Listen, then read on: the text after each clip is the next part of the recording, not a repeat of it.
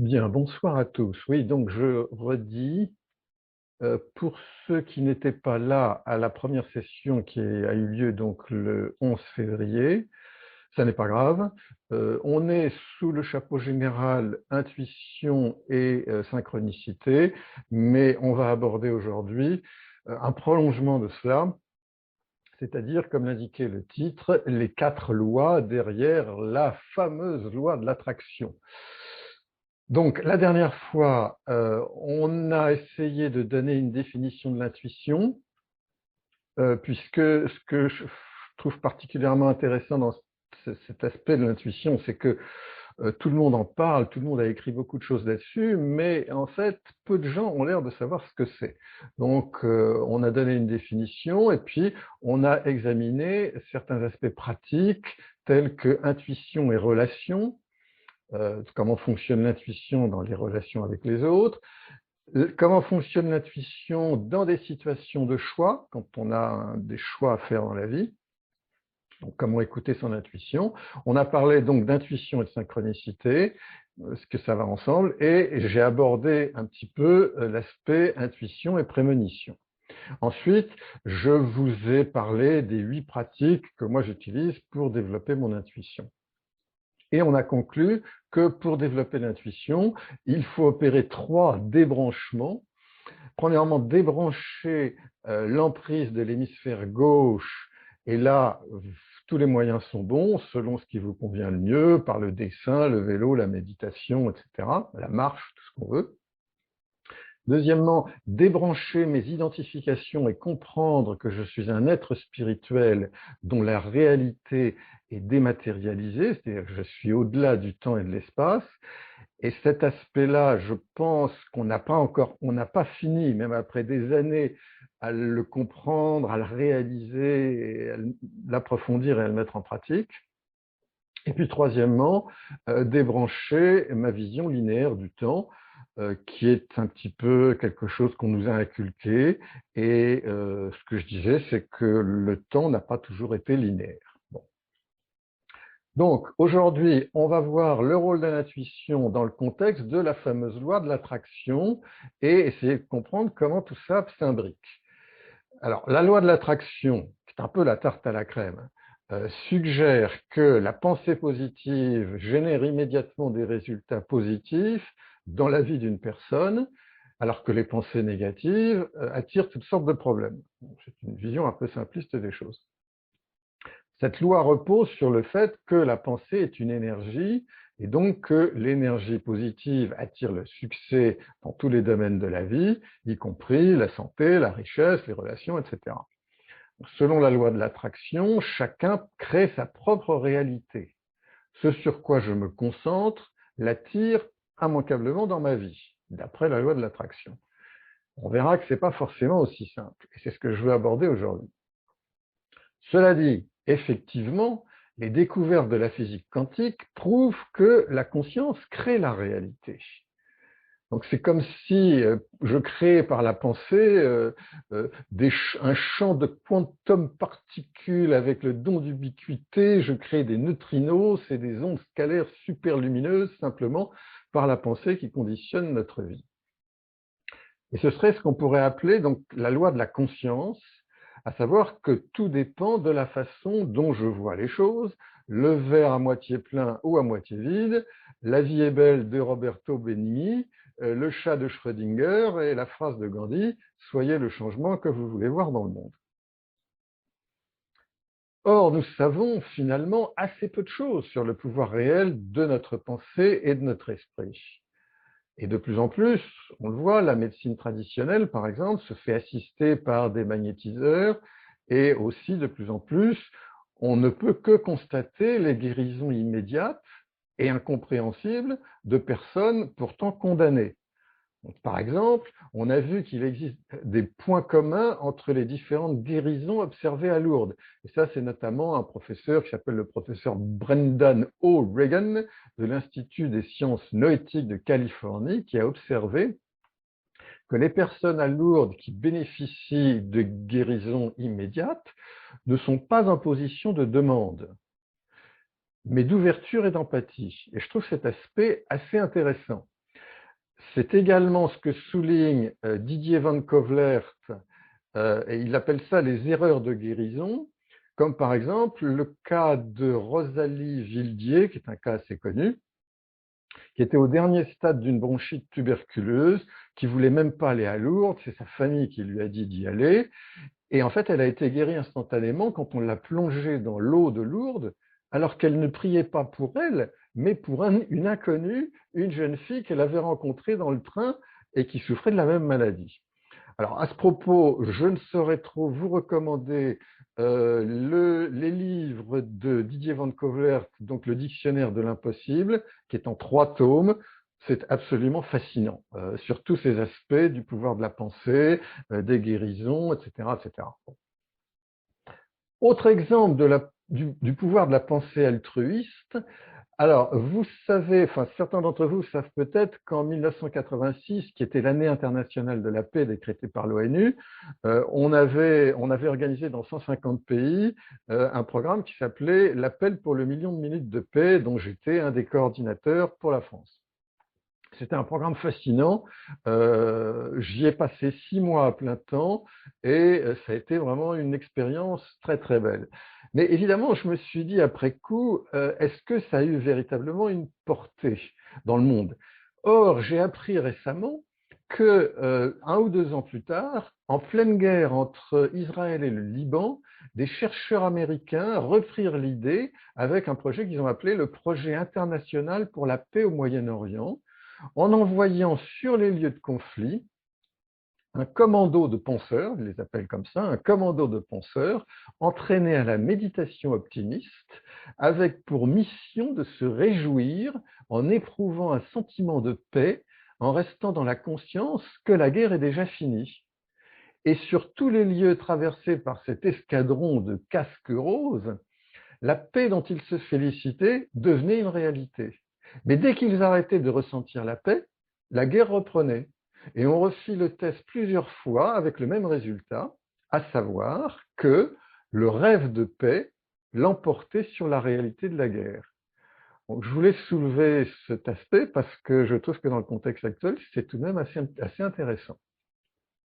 Toujours en ce qui concerne le pouvoir de la pensée, la loi de la conscience dans le contexte de la loi de l'attraction, les expériences du docteur René Péoch, ou Péoch, que vous connaissez peut-être, qui démontra en 1986 à l'université de Nantes comment un poussin qui croit que sa mère est un robot parvient à attirer celui-ci uniquement par la force de sa pensée, ce qu'on appelle le phénomène de psychokinèse.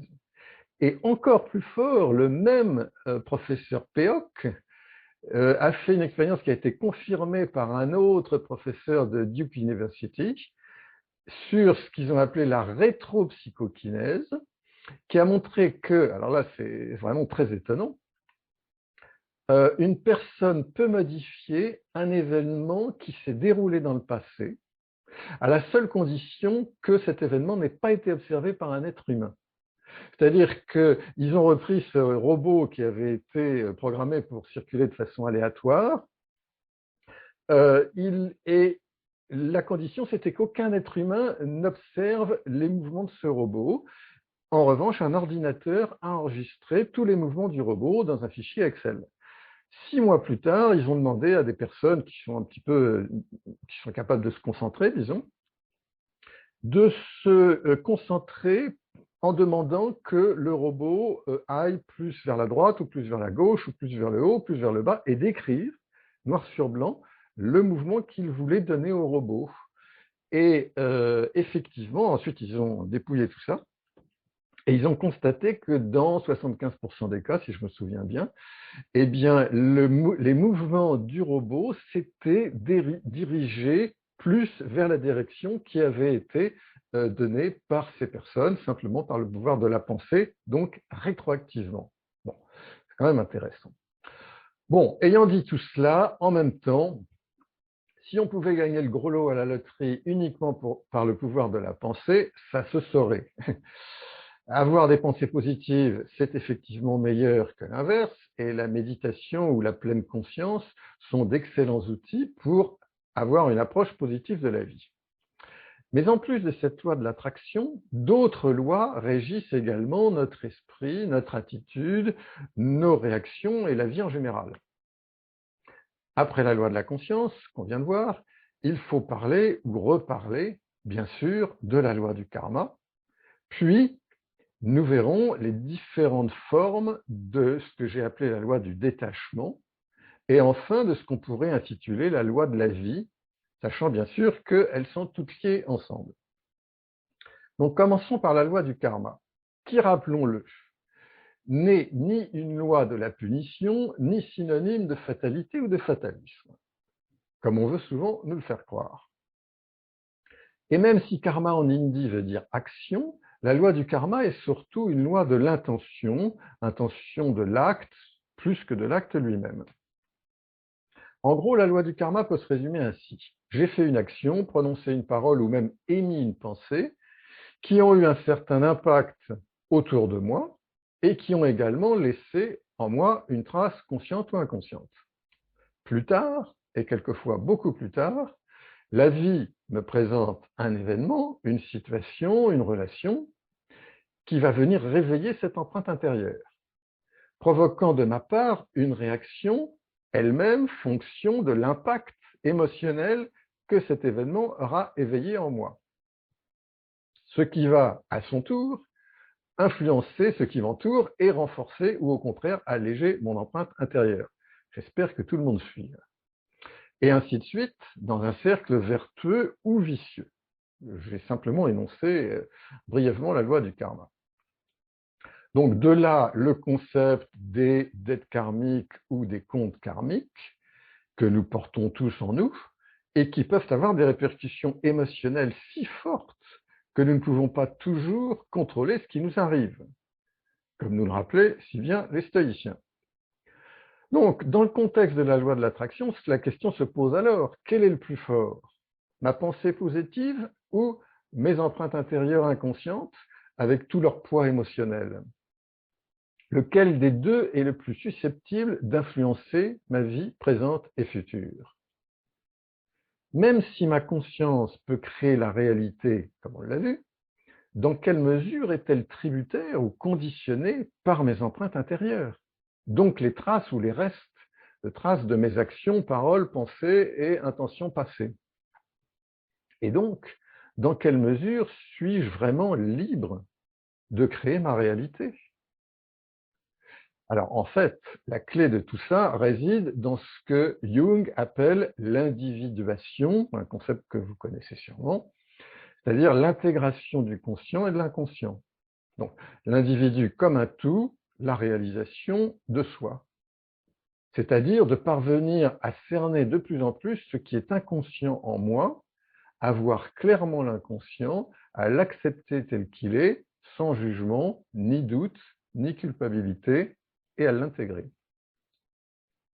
Comme on l'a vu la dernière fois, au lieu de provoquer des conflits entre toutes les facettes de ma personnalité, je fais en sorte qu'elles fonctionnent ensemble. Le rationnel et l'intuitif, l'hémisphère droit et le cerveau gauche, le principe masculin et féminin, ce qui implique bien sûr au préalable que je les ai observés, identifiés, acceptés, sans jugement, et que je les ai aimés et fusionnés. En d'autres termes, je suis aligné. Cela peut être accompli avec beaucoup de travail, des hauts et des bas, des maladies, des peines, des accidents, à travers un long processus de psychoanalyse, mais aussi, et pourquoi pas en même temps, en utilisant la méditation, ce que j'appelle la méditation en mode intuition, comme un outil qui me permet d'aller dans la profondeur de mon être, de façon à transformer, nettoyer, purifier certaines de ces empreintes intérieures, les fameux sanskars, et redonner à ces empreintes leur forme d'origine, sans d'ailleurs chercher à savoir quelles étaient les actions passées qui ont pu les déformer, peu importe, ça n'est pas le sujet. Ce qu'il faut bien comprendre, c'est que, contrairement à pas mal d'idées reçues, là aussi, plus la méditation est légère et facile, plus elle est en mode intuition, où je me sens en phase avec moi-même, plus automatiquement une transformation profonde s'opère. Donc, ça n'est pas le dur labeur qui fait la qualité de la méditation et de la transformation intérieure spirituelle. Plus difficile ne veut pas dire plus profond ni plus efficace. Certes, je ne peux pas changer l'événement déclencheur, la situation, la relation, etc. Mais en transformant ou en allégeant l'empreinte intérieure, je peux probablement éviter pas mal de souffrances inutiles, dans la mesure où les événements continueront à venir, mais je serai moins affecté. Je serai enfin libre, ou de plus en plus libre. Ainsi, l'important est moins la nature de l'événement que j'attire, que la façon dont je réagis ou pas à cette situation. Donc la réponse que je lui donne à cet événement, l'importance, l'émotion, l'affect que je lui accorde. Peut-on dire alors que c'est l'impact qui définit la réalité? Je prends l'exemple de deux personnes qui marchent dans la rue, et puis il y a une moto qui passe qui fait un bruit énorme. Une personne va bondir de peur et l'autre personne ne sera pas du tout affectée. Quelle est la réalité dans tout cela? Et là, en fait, c'est le premier aspect de ce que j'ai appelé la loi du détachement. Donc, la loi du détachement, je vais vous en proposer 3 aspects. Donc, il y a eu la loi de la conscience, la loi du karma et maintenant la loi du détachement. Donc, le premier aspect de la loi du détachement, c'est en fait la désidentification.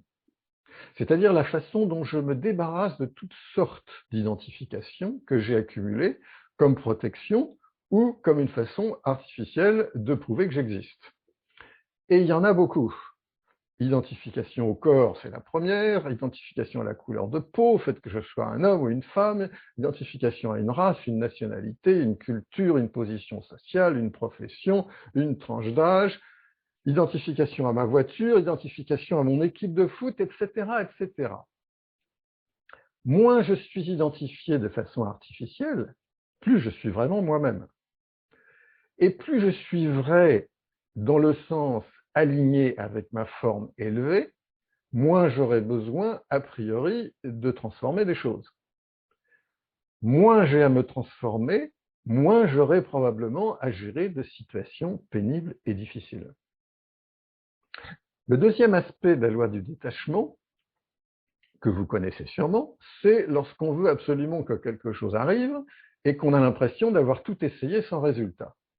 Et quand finalement on se dit, bon, allez, c'est pas si grave, c'est pas si important, et qu'on lâche prise, qu'à la limite on n'y pense même plus, je ne sais pas si vous avez remarqué, mais c'est là que ça arrive, comme par magie.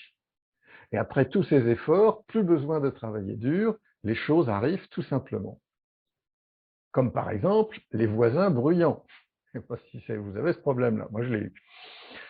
Tant que vous prenez leur bruit incessant pour une insulte ou une attaque personnelle, tant qu'on veut absolument qu'ils arrêtent sur le champ parce qu'ils n'ont pas le droit, parce qu'ils doivent vivre comme moi avec les mêmes horaires, etc., rien à faire, ça ne marche pas.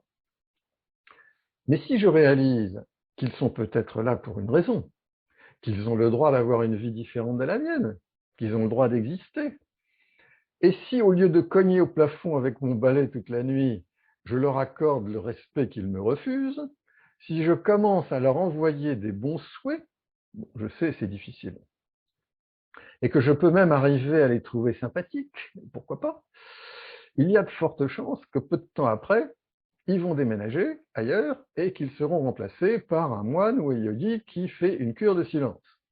Bon, j'exagère un peu, mais ça m'est arrivé. Le troisième aspect de la loi du détachement, que vous connaissez aussi sûrement, c'est de ne pas confondre lâcher prise, en anglais let go, et baisser les bras, en anglais give up. Par exemple, lorsqu'une banque, une compagnie d'assurance ou une administration doit vous rembourser ou vous verser quelque chose qui vous est dû. Et vous voyez bien qu'ils font tout pour retarder le versement. C'est là qu'il ne faut surtout pas tomber dans le piège du découragement, même s'il faut leur envoyer le papier, généralement introuvable, qu'ils vous demandent, et puis ensuite, un mois après, ils vous redemandent un autre papier, et ainsi de suite. Et c'est un petit jeu qui peut parfois prendre plusieurs mois, voire plusieurs années. Mais si vous ne baissez pas les bras, vous finirez par obtenir ceux auxquels vous avez droit. Bon, à mon avis, ils ont des statistiques et ils savent très bien que 30% des gens, justement, laissent tomber à la première relance, etc., etc. Donc, la chose importante et difficile, c'est à la fois de lâcher prise dans sa tête et de ne pas baisser les bras. Faire exactement ce qu'on doit faire tout en restant complètement détaché du résultat de notre action. Ce qui, entre parenthèses, est exactement la première leçon de la Bhagavad Gita. En d'autres termes, je fais exactement ce que je dois faire, ce qu'on me demande de faire, mais sans y perdre mon identité, tout en restant détaché, sans burn-out, sans m'énerver, tout en gardant la vision de mon but dans la vie. Quel est mon but? Est-ce d'être submergé de paperasse? Non. Est-ce l'argent? Peut-être. Gagner à la loterie? Devenir célèbre? Effectivement, on a de nombreux exemples de personnalités qui se sont sorties de la pauvreté et dont le but était de réussir à tout prix, c'est-à-dire de devenir célèbre et riche. Est-ce la loi de l'attraction? Est-ce leur charisme personnel? Était-ce écrit dans leur destinée, leur karma? On va revenir sur cet aspect tout à l'heure quand on parlera de la loi de la vie. Mais restons sur cet aspect important qui est l'aspect du but dans la vie. Dès lors que j'ai un but clair et que je reste concentré chaque jour et à chaque instant sur ce but, c'est-à-dire si chacune de mes actions, de mes paroles et de mes pensées sont concentrées sur ce but, que j'y mets tout mon enthousiasme, et si par ailleurs je n'ai rien à perdre, il est fort probable qu'à un moment ou à un autre, quelque chose va finir par se déclencher, une opportunité va se présenter, et si je sais la saisir, qu'elle va me permettre d'atteindre mon but. C'est là que j'en reviens à ce dont je parlais déjà la dernière fois, qui sont mes fameux lucky people, donc les gens qui ont de la chance.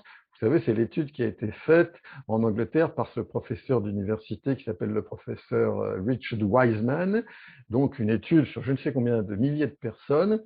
Il a essayé de dégager les critères qui définissent les gens qui ont de la chance, les lucky people. Et il a défini 4 critères. Premièrement, les lucky people savent saisir les opportunités qui se présentent à eux. Deuxièmement, ils savent cultiver leur intuition, et le professeur Wiseman parle pour cela de méditation. Troisièmement, ils savent transformer le négatif en positif. Et surtout, lucky people expect to be lucky. Donc, les gens qui ont de la chance s'attendent à avoir de la chance. Et ça change tout. Et là, effectivement, on peut commencer à parler de la loi de l'attraction. Surtout si ce but dans la vie dont je parlais est un but élevé, tout en restant atteignable.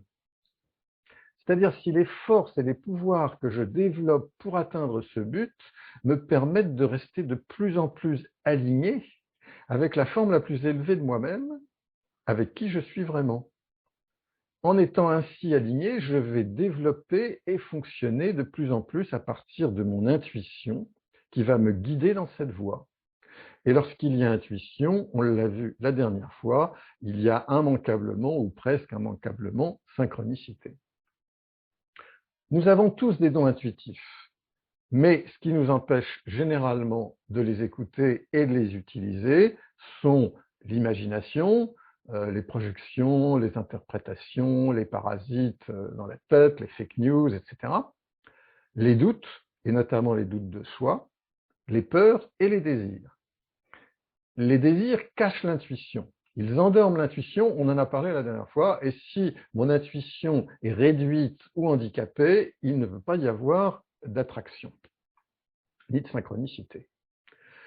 À partir du moment où j'ai un but élevé dans ma vie, la 4e loi est celle que l'on peut appeler la loi de la vie, justement. Or, depuis le plus jeune âge, je me suis souvent posé ces questions essentielles. À quoi sert cette vie? Qu'est-ce que je fais là? Et pourquoi est-ce que je fais ce que je fais? Et j'avais besoin de réponses cohérentes. Or, le sens de la vie, c'est quoi? Le sens de la vie, pour tout le monde, c'est de m'aider à devenir moi-même à nouveau, à vivre dans ma vérité. Le sens de la vie est de m'envoyer des événements, des situations, des relations qui m'aident de façon agréable ou carrément désagréable à redevenir moi-même, que je le veuille ou non. Ces situations, circonstances, relations ont un tel impact sur moi que j'en arrive forcément, un jour ou l'autre quand même, à réaliser qu'elles ne sont pas là pour me punir, ni me faire souffrir, mais pour m'aider à me transformer afin que je redevienne moi-même. Et là, évidemment, chacun suit son propre chemin. Tous les chemins sont différents. Pour certains, le principal facteur de transformation sera de vivre dans la pauvreté et de manquer de tout. Alors que pour d'autres, au contraire, ce sera de connaître l'angoisse de se faire voler tous ses biens ou de subir les conséquences de nourriture trop riche, l'abus d'alcool, de drogue, etc. Pour certains et certaines, le test est d'accepter d'être laid ou laide, alors que pour d'autres, l'attachement à son aspect extérieur devient un enfer, sans parler du danger, dès l'adolescence, d'attirer toutes sortes de prédateurs. Pour certains, les réalisations de la vie viennent avec l'impétuosité de la jeunesse, alors que pour d'autres, elles viennent avec la sagesse de la vieillesse. Pour certains, l'amour marque un éveil spirituel, alors que pour beaucoup, hélas, amour est synonyme de peur, d'attachement, de désillusion et de peine. Pour certains, les réalisations de la vie viennent avec le chômage, et pour d'autres, avec le burn-out et une trop forte identification à son métier ou à sa position, etc., etc. On pourrait comme ça donner d'innombrables exemples de chemins différents.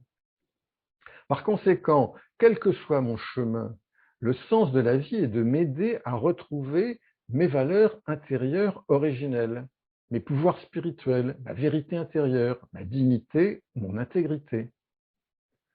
La loi de la vie est que tout ce que j'attire, que ce soit en apparence positif ou négatif, heureux ou douloureux, c'est-à-dire tout ce qui m'affecte, tout ce qui a sur moi un certain impact, est là pour m'aider à me débarrasser de toutes mes identifications et d'être à nouveau moi-même. Dès lors que je comprends le véritable sens de ces situations, je réalise qu'elles sont là pour m'aider à me transformer et à alléger ou adoucir mes empreintes intérieures, les sanskars. Les situations et les circonstances vont continuer à se produire et à venir, mais je serai de moins en moins affecté. Et même si la souffrance est effectivement un important facteur de transformation, au même titre d'ailleurs que la joie, l'amour ou la foi, je n'ai pas nécessairement besoin de souffrir dès lors que j'effectue ma transformation de mon propre choix avec honnêteté, lucidité et profondeur. Et en ce sens, la méditation et toutes les autres voies qui reposent sur l'introspection en vue d'une transformation intérieure m'aident à choisir et à créer ma vie. Si bien que la loi de la vie revient à dire que, quel que soit ce que j'attire, c'est-à-dire quel que soit ce que la vie pousse vers moi, que ce soit des événements, des situations ou des relations heureuses ou douloureuses, le sens de cette attraction est toujours la transformation du soi, afin de retrouver mon identité spirituelle originelle, ma vérité intrinsèque. Dès lors, plus je mène ma vie en utilisant l'intuition à partir de mon niveau de soi élevé, le higher self, plus je revitalise mes empreintes intérieures, moins je suis affecté et plus je peux rester détaché, au-delà, observateur, et moins il y aura d'attraction. Donc, l'objectif final de la loi de l'attraction est en fait de ne plus être attiré par quoi que ce soit. Plus d'attirance, détachement, désidentification, qui ne veut pas dire dépersonnalisation, plus de dette karmique, pleine conscience de moi-même, des situations, des autres et du monde. Une vie spirituelle élevée et heureuse.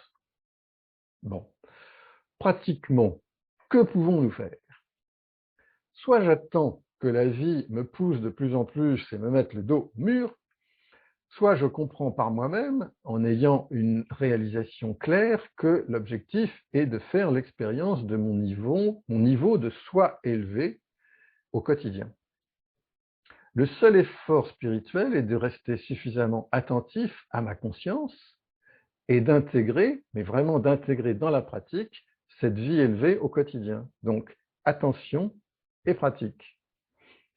En résumé, il semble bien que nous attirions des fréquences compatibles avec celles que nous émettons. Mais tout est dans l'intention. L'attention, l'intention.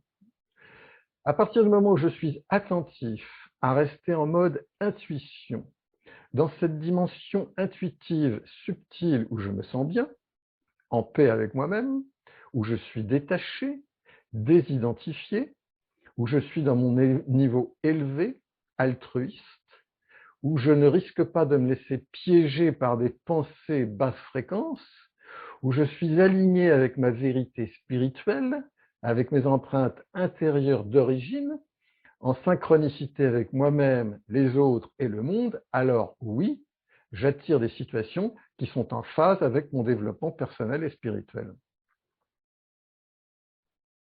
Vous voulez que je répète un petit peu ça ou bon, enfin, dit autrement, plus je suis dans une conscience élevée et altruiste, c'est-à-dire une conscience, comme on l'a vu, qui n'est pas en demande, plus je vais attirer à moi des situations qui seront sur la même fréquence. Ou, si mon attention se relâche, alors certaines situations me rappelleront à l'ordre, en quelque sorte, qui essaieront de me piéger et qui parfois effectivement me feront descendre de mon mode intuition vers un niveau ordinaire, avec les vieux réflexes qui se réveillent. Mais là aussi, au lieu de culpabiliser ou de me décourager, ces situations seront là face à moi pour la résilience, pour que je me réveille, parce que je m'étais laissé endormir stupidement, simplement par manque d'attention. Ça n'est pas un problème dès lors que je sais ce que je veux. Je connais mon but, ce but que j'ai défini en utilisant mon intuition, car c'est là que je me trouve bien, c'est là que je suis moi-même, et c'est ce que je veux être, tout simplement. Et si je veux l'être, c'est que je l'ai déjà été et que je peux le retrouver. Et quoi que je fasse, je vais le retrouver de toute façon parce que c'est mon état originel. Pour Jung, la seule chose qui puisse donner un sens à la vie humaine, ce qui donne à l'être humain la paix intérieure, c'est de mener ce qu'il appelle une vie symbolique. Il entendait par là, je cite, être acteur du drame ou du drama divin. Et il a eu la réalisation de cela en s'entretenant avec des Indiens pueblos qui se lèvent le matin avec le sentiment de leur grande responsabilité divine, car ils sont les fils du soleil, le Père, et leur tâche quotidienne consiste à aider leur Père à s'élever au-dessus de l'horizon, non seulement pour eux-mêmes, mais pour le monde entier. Et Jung ajoutait, tout le reste est banal et on peut s'en passer. Notre vie est trop rationnelle, il n'y a pas d'existence symbolique où je puisse jouer le rôle que je dois tenir en tant qu'acteur du drama divin de l'existence. Et je finirai en disant, le monde étant ce qu'il est, il devient de plus en plus difficile de lui apporter l'aide matérielle que nous aimerions lui procurer. En comprenant le vrai pouvoir de la pensée, en comprenant que être est aussi important que faire, nous pouvons, avec une motivation altruiste, sans être en attitude de demandeur, apporter au monde un soutien subtil qui constitue un complément indispensable à l'aide matérielle nécessaire. C'est avec une telle attitude élevée et altruiste que nous pouvons le mieux utiliser les lois naturelles qui sous-tendent la loi de l'attraction. Et je trouve, enfin, personnellement, c'est un peu l'effort sur lequel je concentre mon attention, c'est que, alors en parlant d'identification, on est tellement attaché à cette notion de faire. C'est-à-dire que pour nous, agir, c'est quelque chose qu'on doit faire physiquement, même par la parole. Alors que le monde en est à un tel niveau que mon devoir vis-à-vis du monde, c'est de réaliser que actuellement, la meilleure façon d'agir, la façon la plus efficace, eh bien, c'est d'agir par justement tout ce qu'on a vu ensemble ce soir, par le pouvoir de la pensée, par la loi de la conscience, la loi du détachement, bon, la loi du karma bien sûr, et puis la loi de la vie, quoi. Donc, par ma propre transformation personnelle, dans la mesure où je peux me libérer de beaucoup d'épreuves et beaucoup de souffrances, je peux à ce moment-là consacrer beaucoup plus de mon énergie, et une énergie beaucoup plus pure et désintéressée et altruiste, pour l'offrir en espérant qu'elle aura un impact.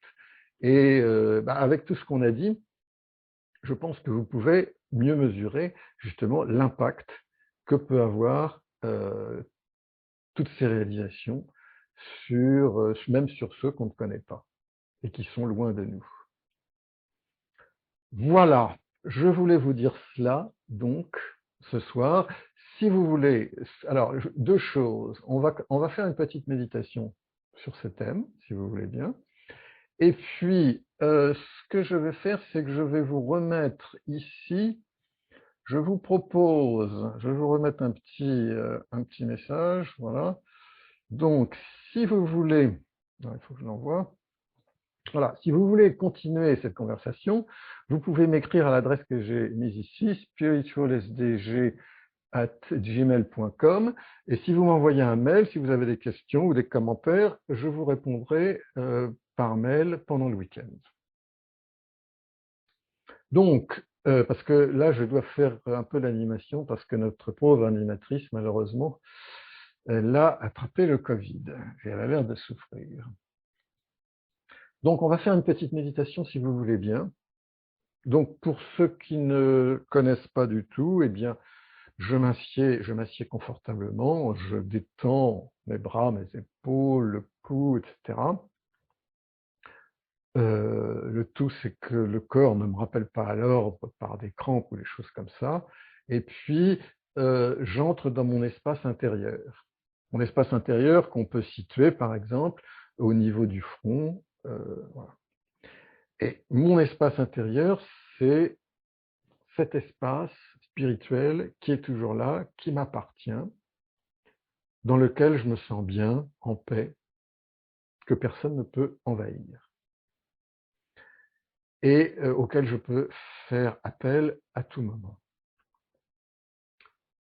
Et dans cet espace intérieur, je ne vois plus que de la lumière. Il n'y a plus de mots, il n'y a plus d'agitation. Je vois les vraies valeurs, la paix, le calme, le silence, la vérité. Tout ce qui me caractérise, ma propre vérité. Je ne fonctionne plus sur le mode hémisphère gauche, stressé, rationnel. J'entre dans le monde de la créativité et de l'intuition, dans le monde des idées. J'accueille les impressions, je laisse venir ce que je ressens, sans chercher à juger ni à interpréter. Je vois avec mon œil spirituel, et je vois la profondeur de mon être. Je vois toute l'incroyable connaissance que je possède, connaissance de moi-même, connaissance intuitive des autres, du monde. Plus je vais dans la profondeur, plus je me sens léger, libre et en confiance. J'explore, je commence à explorer ma propre richesse intérieure. Un tel trésor de connaissances innées et acquises. Tout ce monde inexploré auquel je peux accéder grâce au silence intérieur. Et je prends conscience de qui je suis vraiment. Je porte en moi la connaissance du monde, la connaissance du temps. D'ailleurs, je peux voyager à travers le temps, dans le passé, dans le présent, mais aussi dans l'avenir, comme je le souhaite. Car moi, l'entité spirituelle, Je suis au-delà du temps et de l'espace. Je peux voyager par mon esprit ou par ma conscience dans toutes les parties du monde en une seconde. Je peux envoyer de puissantes vibrations d'amour à ceux qui sont éloignés. Et ces vibrations sont très puissantes. J'envoie des pensées qui soulagent tous ceux qui vivent dans la souffrance. Et plus ces pensées sont légères, plus elles peuvent voler loin et plus elles sont puissantes. Je prends de la distance avec mes petits problèmes. Je m'en détache, je m'en libère. Je replace tout dans une perspective différente. Et je m'installe dans cette dimension de l'intuition où je peux m'élever, pas seulement pour mon propre bénéfice, mais aussi pour celui du monde.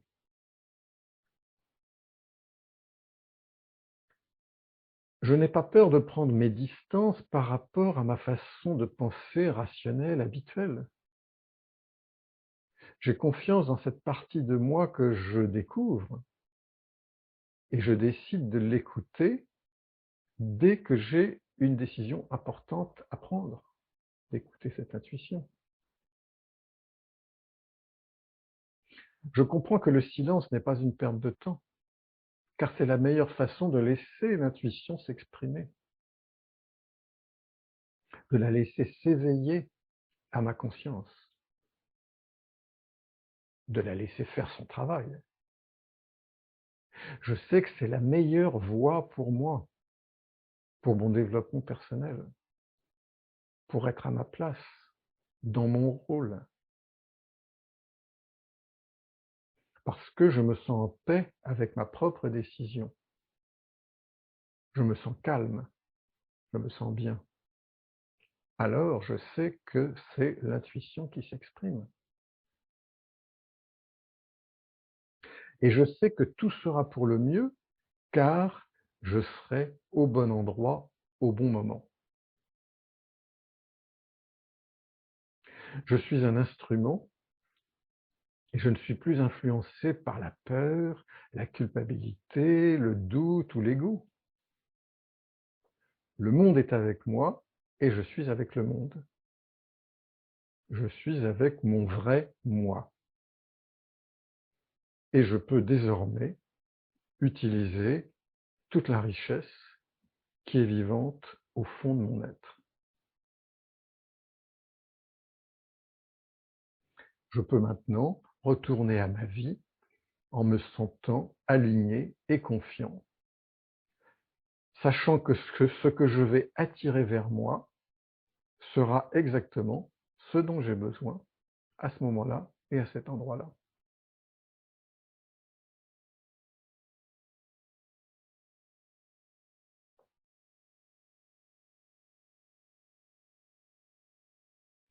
Voilà. Alors, on me demande si un enregistrement sera disponible. Effectivement, il y aura un enregistrement audio qui sera disponible euh, sur le site Raja Yoga Méditation, je suppose. Oui, très probablement. Sinon, si vous en ressentez le besoin, je pourrais, moi, éventuellement, par mail, vous envoyer un PDF de ce qu'on a vu ce soir, et même d'ailleurs aussi de la première session du 11 février dernier. Voilà, voilà ce que je voulais vous dire. J'espère que ça va vous faire réfléchir, que ça va vous inspirer, que ça va vous donner envie de prendre conscience bah, de tous vos pouvoirs spirituels à l'intérieur de nous, qu'on n'utilise pas, tout ce domaine qu'on connaît à peine et qu'on n'utilise pas, et c'est fou, quoi. Et c'est pour ça que c'est passionnant d'explorer ça, parce qu'on est sur un territoire, en réalité, que personne ne connaît, même si tout le monde en parle. Et bon, voilà, donc c'est pas quelque chose de scientifique. Quand on parle d'intuition, l'important, c'est le vécu de chacun. Donc, à vous d'éveiller votre propre intuition, parce que pour moi, il n'y a pas que moi, Einstein le disait aussi, je ne sais plus comment il le disait exactement, mais la chose importante, c'est l'intuition. Et si j'ai le temps, je vais faire des recherches plus approfondies sur ce sujet, parce qu'on s'aperçoit que la plupart des philosophes, des scientifiques, des mathématiciens, etc., etc., ont tous commencé leur découverte, dans quelques domaines que ce soit, par une intuition ou par une série de rêves ou par une NDE, une Near Death Experience. Et moi, ce que je disais la dernière fois, ce qui m'avait surtout frappé, c'est que Descartes, qui pour nous est vraiment le symbole du rationalisme, eh bien, en fait, toute son cogito ergo sum, et toute sa philosophie et tout ce qu'il a écrit, en fait, lui est venu parce qu'il a eu 3 rêves, alors qu'il était seul dans une forêt quelque part dans le sud de l'Allemagne en plein hiver et dans une chambre où il y avait simplement un poêle à chauffer. Et pour ceux qui font du Raja Yoga, le fait que Descartes a commencé toute sa théorie à partir de 3 rêves, ça m'a fait sourire parce que c'est quelque chose que nous connaissons bien. Et il n'est pas le seul. Et donc, de plus en plus j'approfondis, plus je m'aperçois qu'il y a de nombreuses... Jung, par exemple, il a eu une expérience de near-death experience. Et il y en a plein d'autres qui ont eu... qui ont fondé leur travail, qui ensuite a été très connu et qui a été déterminant pour le reste de l'humanité, sur des intuitions. Donc, le sujet est loin d'être clos. Et je vous propose de l'approfondir. Et si vous avez justement des remarques, si vous avez des expériences personnelles d'intuition, ça m'intéresserait beaucoup de les connaître. Et donc, vous pouvez m'envoyer un mail à l'adresse que je vous ai indiquée. Voilà. Merci beaucoup. Je pense, alors je ne sais pas comment je vais faire, mais je pense que je vais... Occuper, moi, si tu veux, je suis encore là. Ah, t'es encore là. Ouais. Bon, écoute, donc je vais quitter tout simplement. Voilà, moi j'arrête l'enregistrement D'accord. et Donc, puis comme ça, voilà. très Ça bien. va? Écoutez, merci à vous tous et à toi aussi, Valériane, d'être là ce soir. Et puis, eh bien, je vous dis à bientôt pour une prochaine fois.